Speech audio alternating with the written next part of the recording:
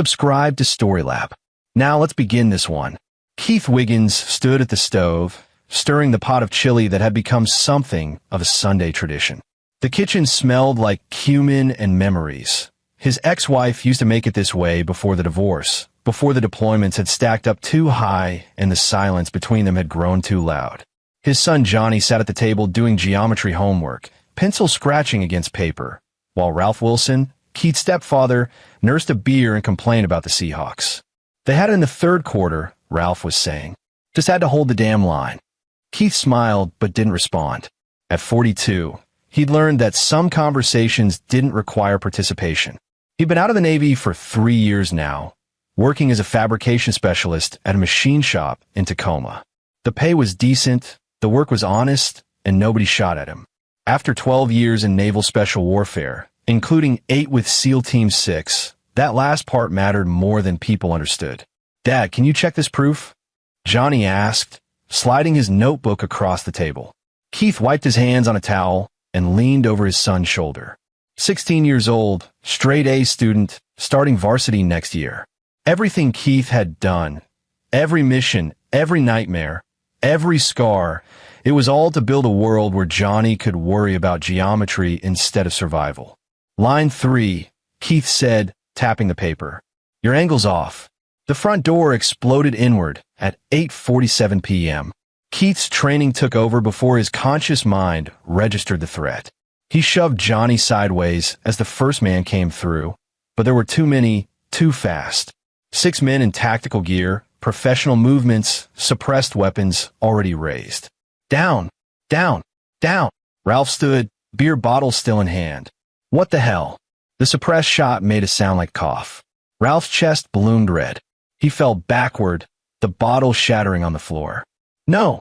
Keith lunged forward, but something hard cracked against the base of his skull. The kitchen tilted. He hit the floor, vision swimming, and watched helplessly as 2 men dragged Johnny away from the table. His son's eyes were wide with terror. "Please," Keith managed. "He's just a kid." One of the men, a broad-shouldered operator with a scar running down his cheek, grabbed Keith by the hair and forced his head up. "Senator Wyatt sends his regards, mechanic." The man's voice was flat, professional. "You shouldn't have tried to leverage him." "I'm not," Keith started, but a boot to his ribs cut off the words. He heard Johnny scream, heard the wet sound of fists against flesh. Tried to crawl toward his son, but someone was pouring something, gasoline, his nose told him, all over the kitchen floor, splashing it across the walls. "Dad!" Johnny's voice was thick, slurred. Keith saw them drag his son out the back door, saw his boy's unconscious body dumped on the lawn. At least they'd left him alive. At least. The match fell. The world became fire and agony. The burn unit at Harborview Medical Center smelled like antiseptic and cooked meat. Keith drifted in and out of consciousness for the first week, his nerve endings screaming whenever the morphine wore thin. 40% of his body was third-degree burns. The doctor said he was lucky to be alive, but Keith didn't feel lucky. He felt like something scraped off the floor of hell. When he could finally think clearly, he asked about Johnny. "Skull fracture," the nurse told him gently. "He's in ICU, medically induced coma. The doctors say it's too early to know about permanent damage." Ralph Wilson had died at the scene. Keith stared at the ceiling and tried to make sense of it. Senator Wyatt, a mechanic. Someone had made a mistake, sent a hit squad to the wrong address, killed his father and maybe his son over a case of mistaken identity. On the 8th day, Detective Paige Parrish came to take his statement. "We're investigating the attack as a home invasion," she said, flipping open a notepad. "But the me found something interesting. Your stepfather was shot with a FN-57. That's not exactly a street criminal's weapon." "It was professional," Keith said, his voice still rough from smoke inhalation. 6-man team. Military-grade gear. They call me mechanic," said Senator Stephen Wyatt sent them. Parrish's pen stopped moving. "Stephen Wyatt? The state senator?" "That's what they said. Mr. Wiggins, Senator Wyatt is currently running for governor. He's prominent. Are you sure you heard that correctly?" Keith met her eyes. "Detective, I spent 8 years in naval special warfare. I know the difference between a home invasion and a hit. They got the wrong house. They were looking for someone else. Parrish studied him for a long moment. I'll look into it. But Mr. Wiggins? Men like Stephen Wyatt don't get touched by accusations like this. They have lawyers. Resources. If what you're saying is true, you need to be very careful. After she left, Keith lay in the hospital bed and thought about careful. He'd been careful for 3 years. Careful to avoid conflict, careful to build a normal life, careful to bury the man he'd been in Fallujah and Abbottabad and a dozen other places whose names were still classified. His stepfather was dead. His son might never wake up, and the men responsible thought he was some mechanic who tried to leverage a senator. Keith had survived worse burns than this. In Fallujah, an IED had turned his Humvee into a fireball. He'd pulled 2 Marines out before the ammunition started cooking off. The doctors had said the same thing then. Lucky to be alive. But luck ran out. He reached for his phone with bandaged hands and made a call to a number he'd sworn he'd never use again. Timothy Simpson answered on the second ring. Keith? Jesus Christ, we heard. I need the team, Keith said. All of them. For what? Keith closed his eyes and saw the muzzle flash that killed Ralph. Heard Johnny scream. Smelled gasoline and burning hair. Fallujah protocol, he said quietly. There was a long silence on the other end. Then, how many? Senator Stephen Wyatt has 14 family members. I want them to feel what I felt. Then I want him to know who did it and why. Then I want him gone. Keith, they burned my house down with me inside, Tim. They beat my 16-year-old son unconscious. They shot a 70-year-old man for standing up from a dinner table. And they think I'm someone else. They think I'm just a mechanic. Another pause. Then Timothy's voice came back, harder now. We'll be there in 48 hours. Don't do anything stupid before then. Too late for that, Keith said, and hung up.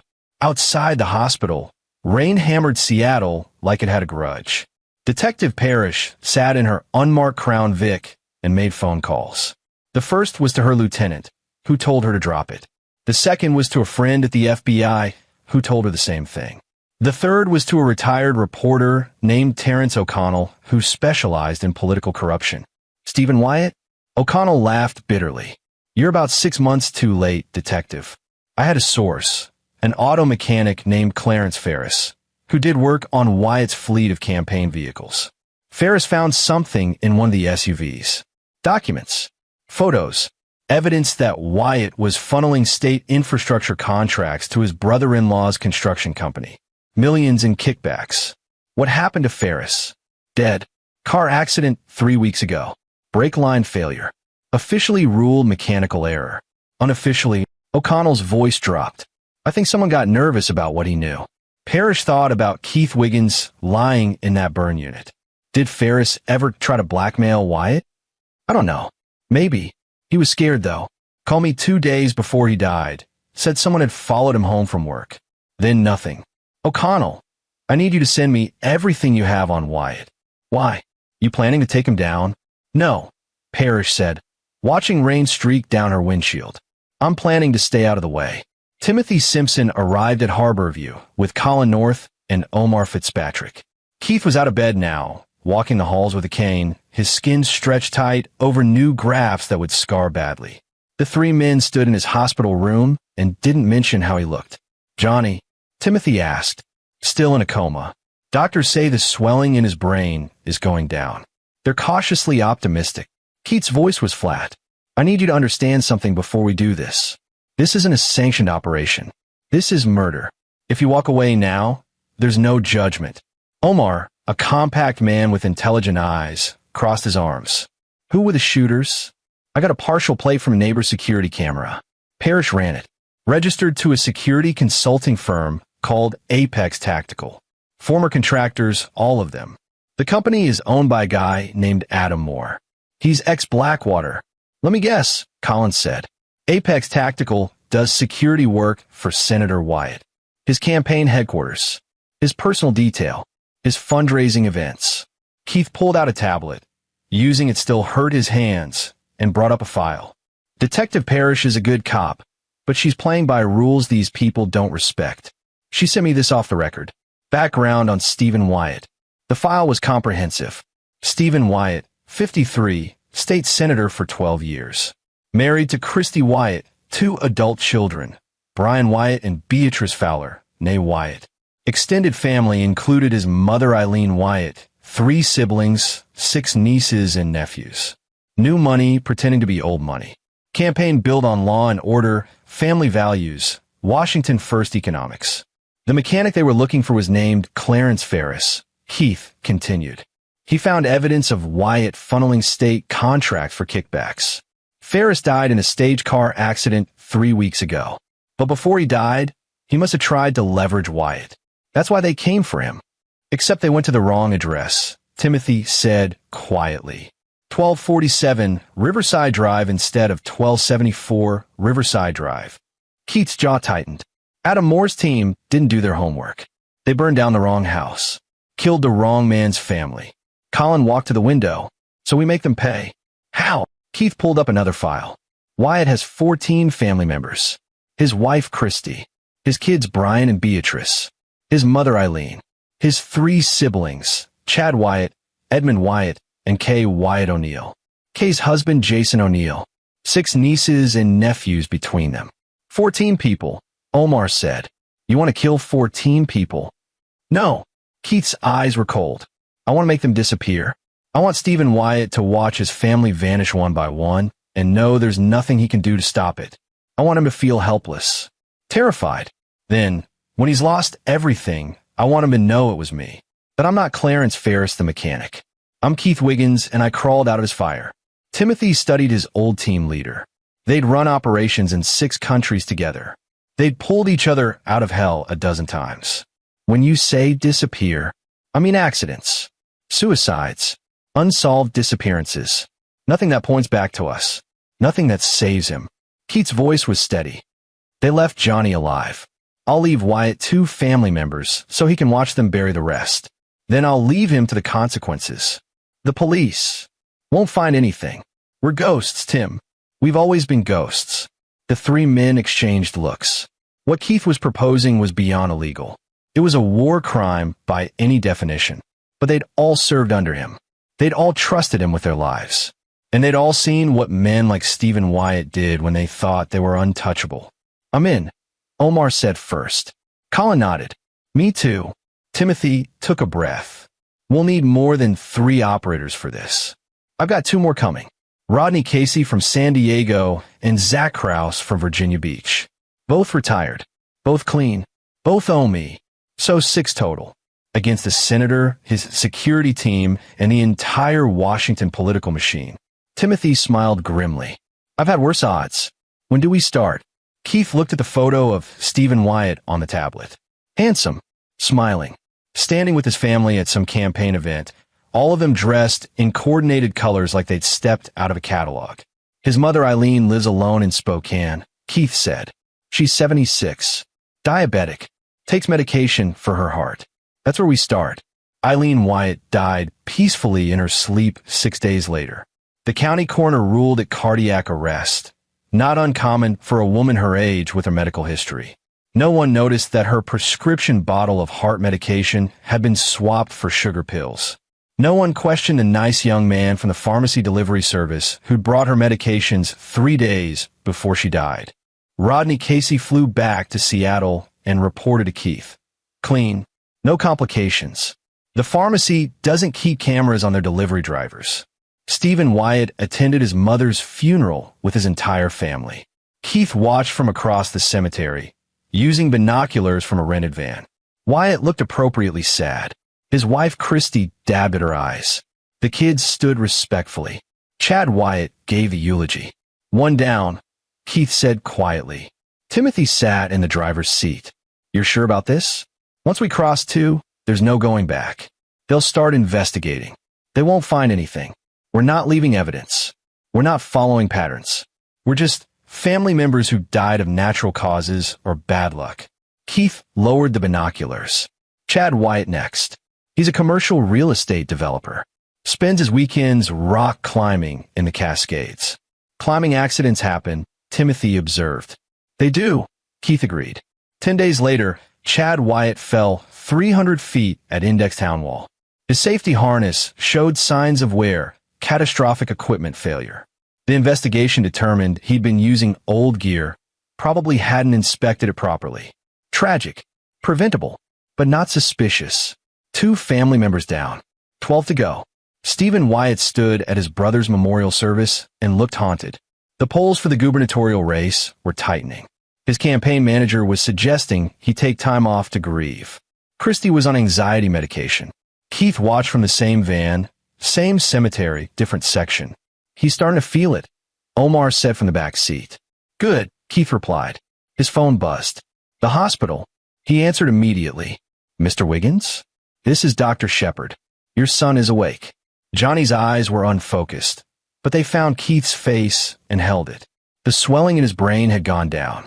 The doctors were cautiously optimistic about his recovery, though they warned about possible cognitive effects.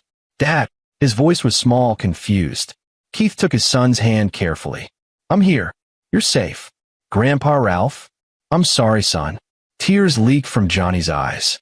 Keith wanted to tell him everything would be okay, but that would be a lie. Instead, he just held his son's hand and let him cry. Later, after Johnny fell back asleep, Detective Parrish found Keith in the waiting room. I heard your son woke up. That's good news. Best I've had in a while. Parrish sat down beside him. Keith, I need to tell you something. Off the record, Eileen Wyatt died last week. Chad Wyatt died yesterday. That's 2 members of the senator's family in 2 weeks. People die, Keith said carefully. They do. But when I start seeing a pattern. She turned to look at him. Whatever you're doing, stop. I can't protect you if this escalates. I'm not doing anything, Detective. I've been in this hospital for 3 weeks. You and I both know that doesn't mean anything. Parrish stood up. Stephen Wyatt is dangerous. He's connected. If you're behind this, and I'm not saying you are, he will figure it out. And when he does, he'll send more than 6 men next time. After she left, Keith pulled out his phone and called Timothy. We need to accelerate, he said. The detective is noticing patterns. We have to move faster and less predictably. How fast? 2 more by the end of the week. Make them different. A car accident. A drowning.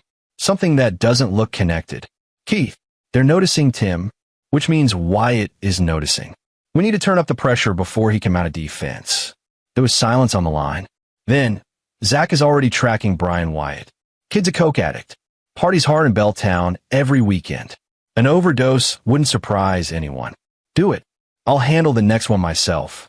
You're still in the hospital. I'm checking myself out tomorrow. Johnny's stable. And I need to finish this. Keith hung up and looked at his bandaged hands. The doctor said he'd regain maybe 80% functionality. The scars would be permanent. The pain would be chronic. But pain was just information. And right now, it was telling him exactly what he needed to know.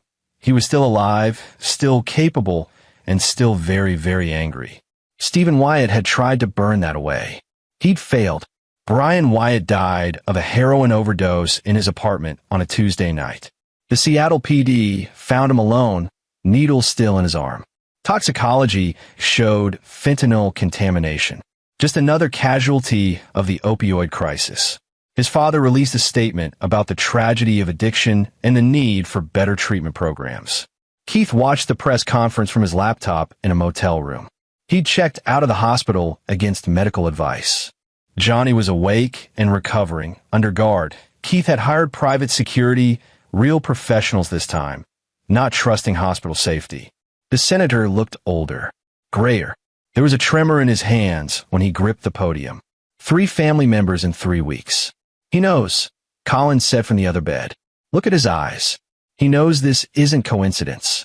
But he can't prove it, Keith replied. And he can't stop it. His phone buzzed. Omar, Beatrice Fowler is leaving town, packing up her kids and driving to her husband's parents in Montana. She's scared. Let her go, Keith said immediately. She's one of the 2 I'm leaving alive. Her and Christy, the wife and 1 child. Let them watch. That's merciful. No, Keith corrected. That's cruel. I want them to live with this. To know what it feels like to be the survivor. The next target was Edmund Wyatt, the senator's youngest brother. A financial consultant who lived in Olympia with his wife, young Wyatt Shepard, and their 2 teenage daughters. Keith studied his routine for 2 days. Edmund was cautious, but predictable. He ran every morning at 5:30 a.m. through Capitol Forest, always the same route. Runners died of heart attacks, especially men in their late 40s who pushed themselves too hard. Keith injected Edmund with potassium chloride at mile marker 3, where the trail curved through heavy timber. The chemical stopped his heart instantly. Keith caught the body, arranged it to look like Edmund had collapsed naturally, and disappeared into the trees. The autopsy would show cardiac arrest. They might find the injection site, but potassium chloride was nearly impossible to detect post-mortem. The body produced it naturally during decomposition. For down, 10 to go. Except Edmund's wife, Young, didn't handle it well. She started talking to reporters, saying her husband had been murdered, saying the Wyatt family was being targeted, saying the police weren't doing enough. Detective Parrish showed up at Keith's motel room that night with 2 uniformed officers. "Mr. Wiggins, I need you to come with me." Keith didn't resist. He'd expected this. At the station, they put him in an interview room with cameras rolling. Parrish sat across from him with a file folder. "For members of Senator Wyatt's family dead in 3 weeks. You want to tell me where you were when Edmund Wyatt died?" "Physical therapy. Harborview Outpatient Center. I have a receipt." "Convenient. It's also true. Check the cameras." Parrish opened the file. "Okay. Where were you when Brian Wyatt overdosed?" "With my son. ICU visiting hours. Also on camera. Chad Wyatt's climbing accident. Still in the hospital. Recovering from 3rd-degree burns. Multiple witnesses." Parrish stared at him. "You're using alibis." "I'm using physical therapy and visiting my son," Keith said calmly. "Detective, I'm a victim here. My father was murdered. My son was beaten. I'm just trying to recover, while the man who ordered it loses his family one by one. Karma's a bitch." Parrish slammed her hand on the table. "This isn't a game. Young Shepherd has 2 daughters. Edmund Wyatt had kids. You're creating orphans." Keith leaned forward, his scarred face hard. "My son is 16. He might have permanent brain damage. My stepfather was 70 years old. They were innocent. Did Adam Moore worry about orphans when he pulled that trigger?" "So, this is revenge." "No, detective. This is just a terrible coincidence. Families die. It's tragic." Keith stood up. "Am I under arrest?" "Not yet. Then I'm leaving. I have physical therapy in the morning." Outside the police station, Timothy picked him up. "That was stupid," Timothy said as Keith got in the passenger seat. "That was necessary. Now she's checked my alibis and found them solid. She'll report to her lieutenant that I'm clean. It buys us time, or makes Wyatt desperate." "Good," Keith said. "Desperate men make mistakes." They drove to a safe house in Renton where the rest of the team was assembled. Omar had acquired weapons, untraceable, purchased through dark web channels. Colin had hacked into Adam Moore's security company, tracking movements and protocols. Rodney had compiled dossiers on the remaining Wyatt family members. Zach Rouse, a lean sniper with dead eyes, spread out surveillance photos. Jason O'Neill, married to Kay Wyatt O'Neill. He's a personal injury lawyer. Drives drunk from the country club every Thursday night. "We can stage a car accident." "Do it," Keith said. "But make it messy. Make Wyatt see it coming this time." "What do you mean?" Keith pulled out his own phone and typed a message. He sent it from a burner to Stephen Wyatt's private cell number, a number Colin had pulled from the senator's aide's email. The message read, "5 down. 9 to go.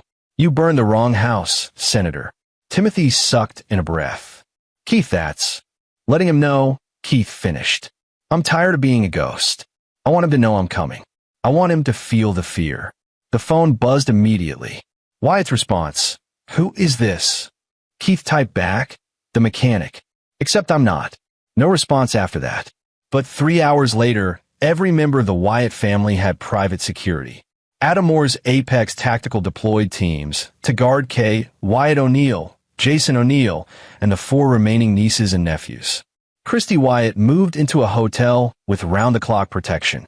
"He's scared," Omar observed, watching the security feeds Colin had hacked. "He should be," Keith said, but fear made people dangerous. And Stephen Wyatt was about to prove just how dangerous. The attack came at dawn. Keith was staying in the Renton's safe house with Timothy when the windows exploded inward. Flashbangs. Smoke. Then gunfire. Keith rolled off the couch, grabbing the Glock he'd kept under the cushion.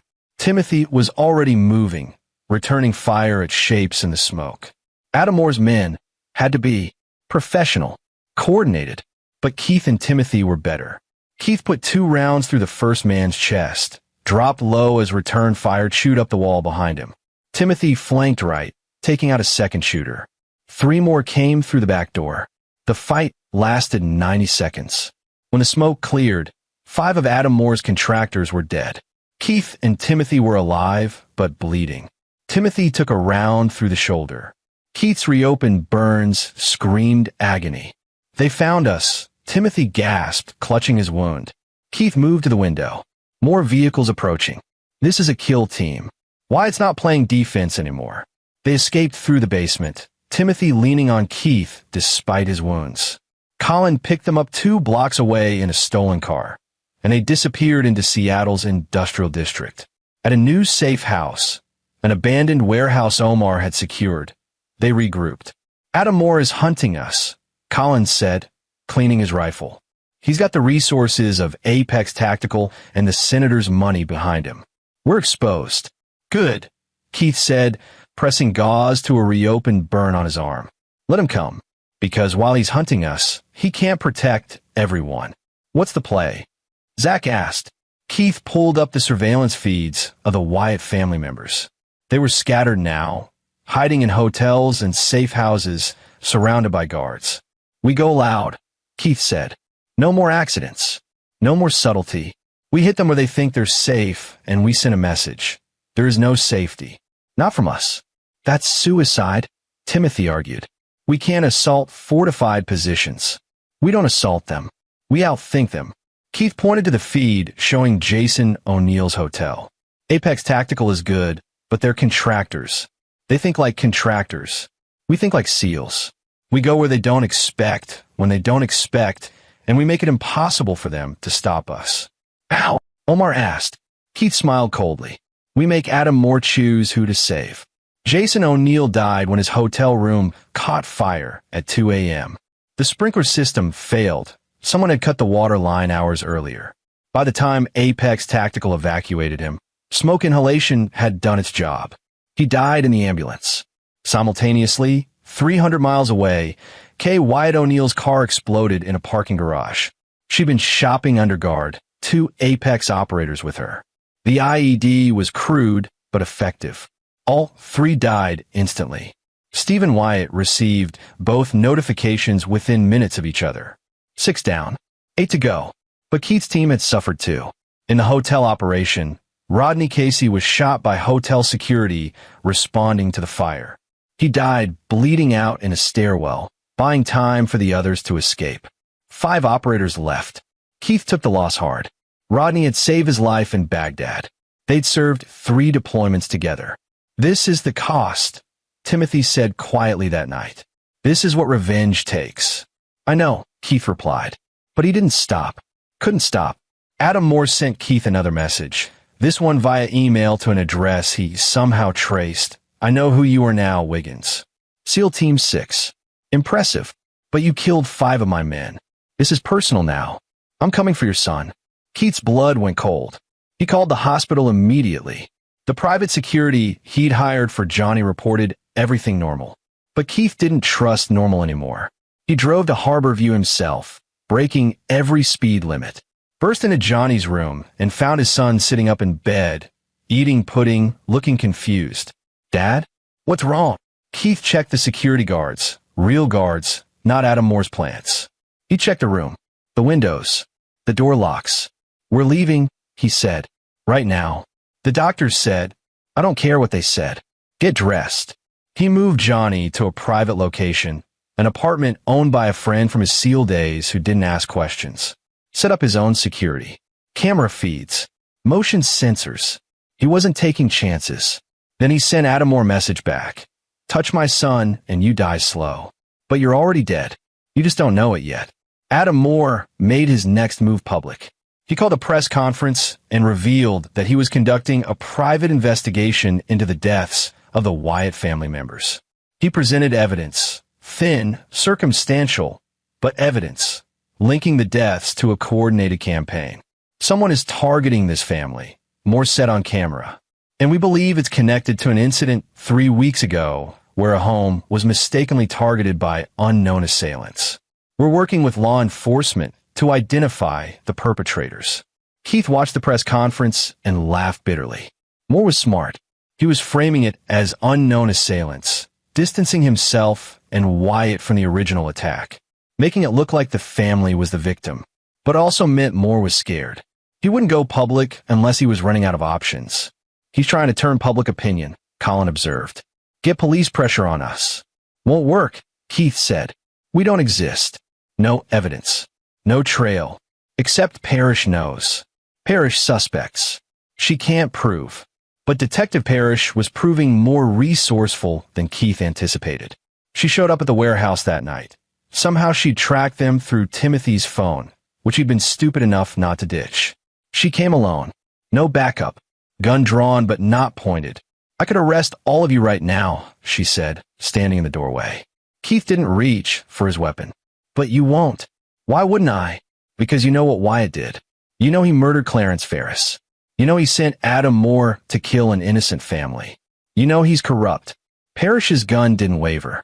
That doesn't give you the right to murder his family, doesn't it? Keith stepped forward. What would you do, detective? If someone burned your house down? Beat your child? Killed your father? What would you do if the system you trust couldn't touch them? I trust the system. The system protects men like Stephen Wyatt. It always has. You know that. Parrish was quiet for a long moment. Then she lowered her gun. I can't be part of this. I can't help you. But I can't stop you either. So I'm going to walk out of here and pretend I was never here. In exchange, you give me your word. No more civilian casualties. No more collateral damage. Just the people responsible. Agreed, Keith said. And when this is over, you disappear. You and your team. Because if I ever see evidence that ties you to these deaths, I will arrest you. Understood. Understood. She left. The warehouse was silent. We're running out of time, Timothy said. Moore knows who we are. Parrish knows where we are. We need to end this. Keith nodded. Then we end it. All of it. Tonight. The final assault was simultaneous and overwhelming. Colin and Omar hit the hotel where Christy Wyatt was staying, but not to kill her. Keith had promised she'd live. They grabbed her laptop and phone, downloading every email, every text, every photo. Evidence of her knowledge of her husband's corruption. And they left her alive, but terrified. Zach Krause eliminated 2 of the senator's nieces and nephews. Adults, both involved in the family business, both complicit in using their uncle's connections for personal gain. Quick, professional, no suffering. Timothy, despite his wounded shoulder, took out Adam Moore himself. Found him at Apex Tactical's headquarters. Put 3 rounds through his chest. Left the body with a message. Wrong house. Wrong mechanic. And Keith went for Stephen Wyatt himself. The senator was in his campaign headquarters, surrounded by security. But Keith didn't go through security.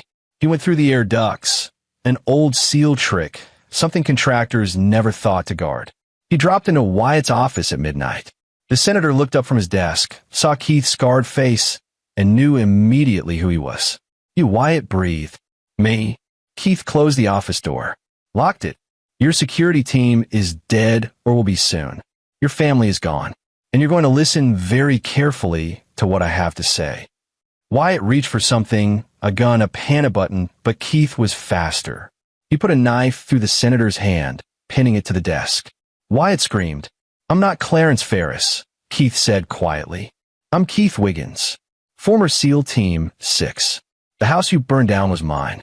The boy you beat was my son. The man you shot was my stepfather. You killed the wrong family, Senator. Please. I've killed 9 members of your family. I've left you Christy and Beatrice because I want you to have someone to cry to. And I've got evidence of every corrupt deal you've made, every bribe you've taken, every law you've broken. Tomorrow morning, it all goes to the FBI and the state attorney general and every news outlet in Washington. Wyatt was crying now, clutching his impaled hand. You can't. I already have. In 24 hours, you'll be arrested. You'll stand trial. You'll go to prison. And every day, for the rest of your miserable life, you'll remember that I'm out there. Free. Happy. Watching you suffer. Keith pulled a knife out. Wyatt collapsed, sobbing. If you ever come near my son again, Keith said, I'll come back and finish what I started. Do you understand me? Wyatt nodded frantically. Keith walked out of the office, past the dead security guards, past the terrified staffers, and disappeared into the Seattle night. The scandal broke the next morning. Federal investigators descended on Stephen Wyatt's offices and homes. Emails showing kickbacks, photos of cash exchanges, testimony from witnesses who'd been too scared to come forward before. The evidence was overwhelming. Wyatt was arrested at a press conference where he'd been trying to announce the tragedy of his family members' deaths. The cameras caught everything. His face when the FBI showed up, the handcuffs, the perp walk. His gubernatorial campaign imploded. His political career was over. His trial was set for 6 months out, and legal experts predicted he'd get 20 years minimum. Detective Parrish closed her investigation into the Wyatt family deaths. Officially, she concluded they were tragic coincidences and 1 or 2 probable suicides related to the stress of the family scandal. No suspects. No evidence of foul play that could be proven. Keith watched the news from a beach house in Oregon, 3 states away. Johnny sat beside him, still recovering but getting stronger every day. The doctor said he'd make a full recovery. No permanent brain damage. Just scars and memories. Is it over? Johnny asked quietly. It's over, Keith said. Did you kill them? The people who hurt us. Keith looked at his son, thought about lying, decided Johnny deserved the truth. Yes, he said. Johnny was quiet for a long time. Then good. Keith put his arm around his son and watched the ocean. Somewhere in Seattle, Stephen Wyatt was in his cell, awaiting trial, his life destroyed. His family was dead or scattered. His reputation was ash. Timothy, Colin, Omar, and Zach had disappeared into new lives with new identities. Rodney Casey was buried in San Diego with full military honors. His family had been told he died in a training accident. They'd never know the truth.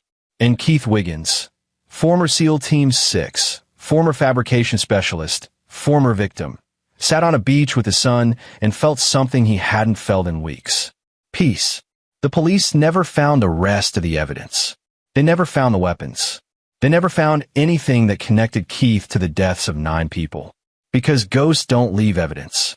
And Keith Wiggins was very good at being a ghost. Senator Stephen Wyatt had made one mistake. He'd sent 6 men to burn down a house. He'd targeted a mechanic who could expose him. He'd been ruthless and thorough and professional. But he'd gotten the wrong address. And the man he'd actually targeted wasn't a mechanic at all. He was something far worse. He was a father who'd lost everything. And fathers like that don't stop. Don't quit. Don't forgive. They just make sure the people responsible pay. In full. With interest. Forever. This is where our story comes to an end. Share your thoughts in the comments section. Thanks for your precious time. If you enjoyed this story, then please make sure you subscribe to this channel. That would help me a lot. Click on the video you see on the screen, and I will see you there.